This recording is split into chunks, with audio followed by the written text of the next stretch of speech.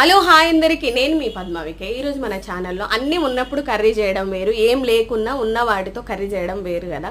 So ఈరోజు నేను అదే చేస్తున్నాను మన ఛానల్లో. యాక్చువల్లీ ఆనియన్స్ అయిపోయింది, కానీ నేను కర్రీ చేయాలి. సూపర్గా కుదురుద్ది ఈ రెసిపీ. మీరు డెఫినెట్గా ట్రై చేయండి. ఫుల్ వీడియో కూడా అప్లోడ్ చేస్తాను.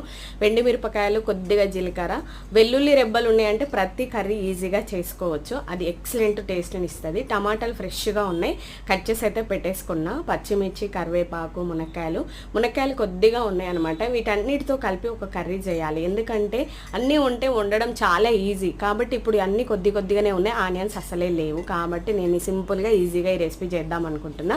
ఫుల్ వీడియో కూడా అప్లోడ్ చేస్తాను, ఒకసారి టైం ఉన్నప్పుడు వెళ్ళి చూసేసేయండి. నా వీడియోస్ నచ్చి బాగుంది, బాగా చేసింది అనిపిస్తే మాత్రం ఒక్క సబ్స్క్రైబ్ చేయండి.